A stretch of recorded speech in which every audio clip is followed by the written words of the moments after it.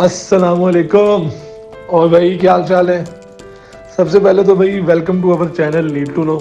ठीक है, तो आज का जो हमारा टॉपिक ऑफ डिस्कशन है दैट इज़ हिप्नोसिस। हम जानेंगे कि हिप्नोसिस होती क्या है, इसकी डेफिनेशन क्या है, ये कहाँ से आई, इसको इन्वेंट किसने किया, ठीक है, प्रैक्टिस शुरू कहाँ से हुई और आज इसके अंदर क्या गेम चल रही है। ठीक है, इसके अलावा हम जानेंगे कि इसके सराउंडिंग मिथ्स एंड फैक्ट्स क्या हैं, मतलब क्या चीज़ इसकी असल है, क्या नकल है, क्या अफवाहें फैली हुई हैं इसको लेके, और ये कैसे हमारी ज़िंदगियों को तब्दील कर रही है। तो चलिए स्टार्ट करते हैं अपनी डिस्कशन।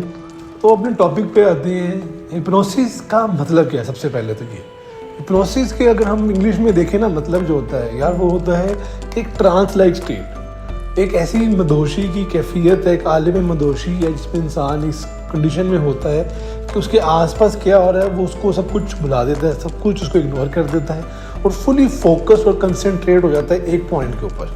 ठीक है ना, तो ये इसका समझ लेंगे एक ना एक खुलासा कह लें अगर आपने, एक मेन इसका जो मीनिंग है, लिटरेरी मीनिंग, वो होता है कि एक मदोशी की ऐसी कैफियत जिसमें इंसान अपने आसपास सब कुछ भुला के एक पॉइंट पे फोकस हो जाता है। उसको नहीं पता कि मेरे आसपास क्या हो रहा है क्या नहीं हो रहा, लेकिन वो एक बात पे, एक आवाज़ पे, एक पॉइंट पे, एक एजेंडा पे फोकस हो जाएगा। और होता क्या है फिर कि इसके अंदर इंसान जो होते हैं लोग वो सो जाते हैं या वो डिफरेंट आवाज़ें निकालना शुरू कर देते हैं या वो पर्सनैलिटी शिफ्ट आ जाता है उनके अंदर। ठीक है ना, क्योंकि जो बंदा कर रहा होता है वो उनके ऊपर थोड़ी सी कमांड हासिल कर लेता है, तो जैसे ही वो कुछ कहता है इनको करने के लिए ये लोग वो कर बैठते हैं। ठीक है, ड्यूरिंग हिप्नोसिस। और ये सुनने में आसान लग रहा है लेकिन इतना आसान नहीं है, इसके पीछे एक साइंस होती है, एक माहौल बनाना पड़ता है पूरा। ठीक है ना, तो वो माहौल बना के ही ये चीज़ें पॉसिबल होती है, वरना ये पॉसिबल नहीं। अब बात करते हैं ज़रा माहौल की कि माहौल कैसा चाहिए। इसमें हमें कोई पार्टी माहौल नहीं चाहिए, ठीक है ना, इसमें हमें चाहिए ज़रा बड़ा डिसेंट सा माहौल, एक खामोशी सा खामोश सा कमरा हो, ठीक है, जिसमें कोई डिस्ट्रैक्शंस ना हो। एक अक्सर जो प्रेफर किया जाता है, ऐसे कमरे प्रेफर किए जाते हैं, रूम्स जो होते हैं जिसमें लाइट डिम सी हो, खामोशी हो, क्वाइट रूम्स हो। ठीक है, बैकग्राउंड में हल्का सा म्यूज़िक चल रहा हो जो कि ना एक सीरीन सा हो, मतलब एक ना रिलैक्सिंग म्यूज़िक हो जो पेशेंट को, बंदे को रिलैक्स कर दे, ताकि उसका जो अटेंशन है ना वो डाइवर्ट ना हो, एक जगह पे वो फोकस्ड हो। तो इस तरह का माहौल बेसिकली बनाया जाता है इसके अंदर। इसका मकसद सिर्फ ये होता है कि आसपास की जो भी डिस्ट्रैक्शन है उनको ख़त्म किया जाए और पेशेंट को फुली कंसंट्रेट फोकस्ड उसको रखा जा सके। और इसके साथ साथ वो मज़ीद फिर करने के लिए उनके पास एक घड़ी होती है, इसको कहते हैं पॉकेट वॉच, उसके साथ चेन लगी होती है। ठीक है ना, उसको वो बंदा ना हिला रहा होता है और कहते हैं जी कि ना इसके ऊपर फोकस करो, सारा ध्यान इसके ऊपर। कुछ लोग जो है वो एक और घड़ी होती है, उसके ऊपर ना वो टिक टिक की आवाज़ आती है, तो वो जब सेकंड उसके चलते हैं ना वो टिक टिक की आवाज़ आ रही होती है, वो हम घड़ी साथ तस्वीर लगा देंगे ताकि आसानी हो जाए समझने के लिए। तो इसका इन सब चीज़ों का मकसद सिर्फ ये होता है कि उसकी अटेंशन डाइवर्ट ना हो, अटेंशन एक पॉइंट पर फोकस हो और बंदा जो है ना रिलैक्स पोजीशन में हो और फोकस्ड मदहोशी आगे आलम में चला जाए।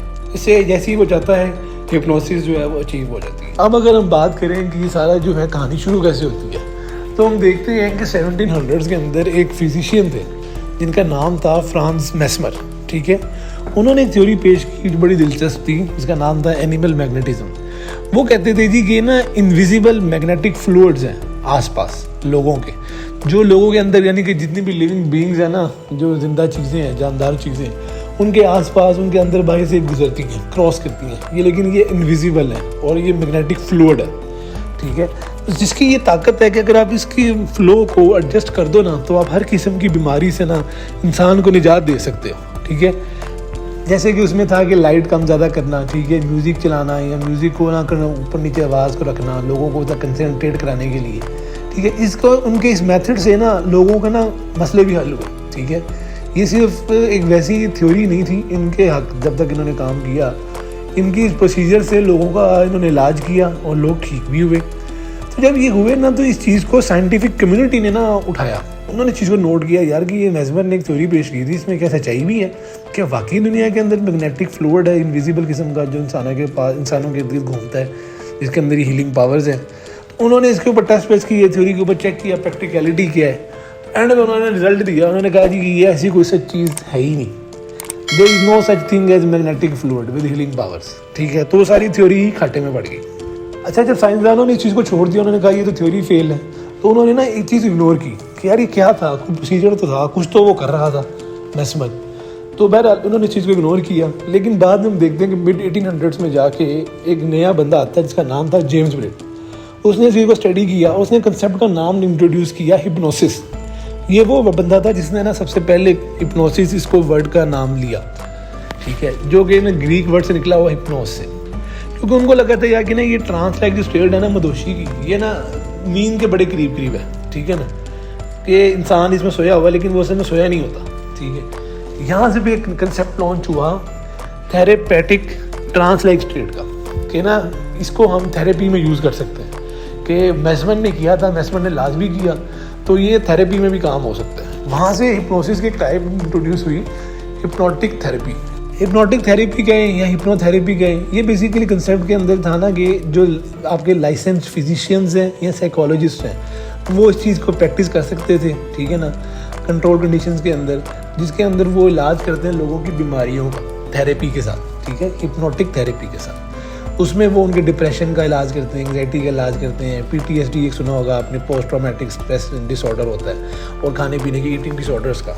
इन्होंने फिर इस थेरेपी के ज़रिए लोगों का ये इलाज शुरू किया, और ये काफ़ी इफ़ेक्टिव इलाज है। इसमें फिर ना मज़ीद साइकोलॉजिस्ट जब इन्वॉल्व हुए, उन्होंने को स्टडी किया, तो उन्होंने ना इसमें 2 नई थ्योरीज ऐड की। एक थी अल्टर्ड स्टेट थ्योरी, दूसरी थी non state theory. Altered state theory के अंदर ये कहा जाता था कि इंसान का दिमाग एक्टिव है लेकिन उसको फिजिकली वो अवेयर नहीं है कि उसके आसपास क्या हो रहा है। दिमाग उसका अवेयर है, दिमाग उसका कहानियाँ चला रहा है अपनी, वो काम सोच रहा है, वो सारी रियलिटीज़ में देख रहा है हो क्या रहा है, लेकिन जो उसकी फिजिकल रियलिटी क्या है वो उसको नहीं पता, ठीक है, कि उसके आसपास क्या हो रहा है।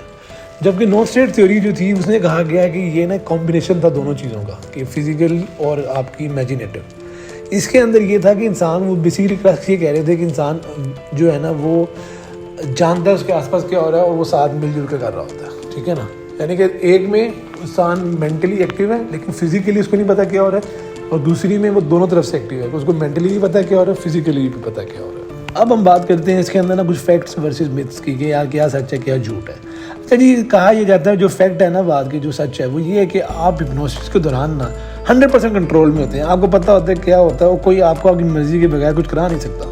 लेकिन जब हम सुनने में जो बातें आती है उसमें कहा जाता है, जिसको मिथ भी हम कह सकते हैं, कि आपको ये नहीं पता होता कि जी आप क्या कर रहे हैं, ठीक है ना, आपसे काम करवाया जा रहा होता है आपकी मर्जी के ख़िलाफ़, ठीक है। फिर सच्चाई की एक और बात करें तो जी फैक्ट जो है, इसको अगर हम करें बात, तो हम फुली अवेयर होते हैं कि हमारे आसपास हिप्नोसिस के अंदर क्या हो रहा है, कि हमारे इर्द गिर्द लोग क्या कर रहे हैं, क्या नहीं हो रहा, ठीक है, और आपको सारी बातें याद भी रहती हैं। जबकि मिथ ये कहा जाता है कि आपको याद नहीं होता कि आपके पास क्या हुआ, इर्द गिर्द क्या हुआ था। फिर इसमें कहा जाता है कि जी आपको ये, जब आप हिप्नोसिस के अंदर होते हैं, हिप्नोटाइज हुए होते हैं, तो आप जो सच बोल सकते हैं, झूठ नहीं बोल सकते, ठीक है ना। और बंदा आपके अंदर जितने भी आपके जो डार्क सीक्रेट्स हैं, आपकी जो राज हैं, उनको जान लेता है, जबकि ऐसे असल में नहीं है, ठीक है ना। आप वही जब बोलते हैं जो आप बोलना चाह रहे होते हैं, आप हिप्नोटाइज होते हुए भी झूठ बोल सकते हैं, ठीक है। फिर एक सबसे बड़ा इंपॉर्टेंट जो फैक्ट है वो ये है जी कि आपको ये हिप्नोटाइज होने के लिए ना कंसंट्रेशन चाहिए होती है, फुली कंसंट्रेट हो, फोकस्ड हो, तभी आप हिप्नोटाइज हो सकते हैं, वरना नहीं हो सकते। और ये जो कहा जाता है ना कि जो बंदा हिप्नोटाइज हो जाता है वो दिमागी कमज़ोर होता है, ऐसी कोई रियलिटी है ही नहीं, ठीक है ना, कोई सच ही नहीं है ऐसा, ये सिर्फ एक मिथ है। तो अगर हम बात करें इसकी ताकत की, तो हिप्नोसिस जो है ना बेसिकली इसके अंदर आप लोगों की मदद तो कर ही रहे होते हैं, लेकिन इसके कुछ नेगेटिव पॉइंट्स भी होते हैं। यानी कि आपकी जो बातें होती हैं, जब आपको वो डिप्रेशन या एंग्जाइटी से इलाज करते हैं, तो उस वक्त वो जो थेरेपिस्ट होता है ना, वो आपके दिमाग में कुछ अच्छी मेमोरीज ऐड कर देता है, ताकि जब आपको कोई चीज़ वो दोबारा नज़र आए अपने सामने, तो आपके ज़हन में वो चीज़ें क्लिक हो जाए। जैसे फॉर एग्जांपल मैं कहता हूँ जी कि मैं अपना क्या नाम है, मोटापे का इलाज चाहता हूँ, ठीक है। तो जब मैं खाना देखूँ तो मुझे खाने का दिल ना करे, यानी कि मैं अवॉइड करूँ, सिर्फ हेल्दी फूड खाऊँ, जंक फूड ना खाऊँ।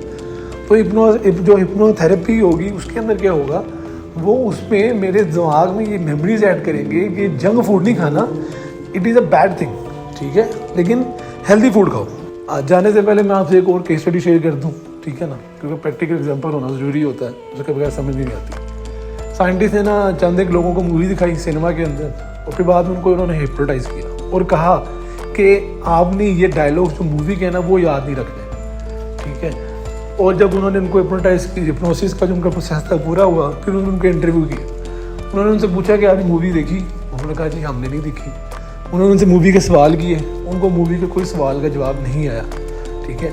लेकिन जब उन्होंने उनसे पूछा कि आप जिस हॉल में बैठे थे वहाँ पे आपके इर्द गिर्द क्या था, तो उनको हर एक बात याद थी, कि क्या मेरे साथ कौन बैठा था, वो हॉल, सिनेमा हॉल कैसा था, क्या लाइटें चल रही थी, ठीक है ना, कितने लोग थे, लेकिन उनको मूवी के रेलिवेंट कोई बात याद नहीं थी। तो इससे हम ये हर्ज कर सकते हैं कि हिप्नोसिस जो है ना वो एक बड़ा ही ताकतवर कंसेप्ट है जो बेसिकली आपकी पावर ऑफ ब्रेन को ना वो अनलीश करता है। तो इसमें हम कह सकते हैं कि जो हमारे साइकोलॉजिस्ट हैं उनके इसके बारे में ना दो व्यूज़ हैं। एक ये कहते हैं कि ना इसमें इंसान बड़ा ही एक्टिव होता है, उसका माइंड बहुत एक्टिव होता है, एक high state of distinct state of consciousness होती है। जबकि जो दूसरा ग्रुप है ना वो ये बात करता है कि यार इसमें ना कंसंट्रेशन और एक्सपेक्टेशंस बहुत होती हैं इंसानों की, ठीक है, कि आप क्या एक्सपेक्ट कर रहे हो इससे, जो आप चाह रहे हो वो आपको मिलेगा कि नहीं मिलेगा, ठीक है ना। लेकिन मैं चाह रहा हूँ मेरा वेट लॉस हो, या मैं चाहता हूँ मेरी जो नींद का मसला है वो हल हो, या मैं चाहता हूँ हाई अचीवर बनूँ, ये सारी चीज़ें ना इस चीज़ें लोग एक्सपेक्ट कर रहे होते हैं। लेकिन ऑल इन ऑल ना हम ये कह सकते हैं ये सारी गेम जो है ये गेम दिमाग की है। दिमाग आपका बहुत ताकतवर है, उसकी मर्ज़ी के बगैर आप कुछ नहीं कर सकते। हाँ, अगर आप चाहोगे तो वो करेगा, नहीं चाहोगे तो वो नहीं करेगा। आप चाहोगे तो वो आपको सब कुछ बुला देगा, आप चाहोगे तो वो आपको सुला भी नहीं सकता, ठीक है ना। तो इसके साथ ही आप हमें इजाज़त दें, ठीक है। अल्लाह।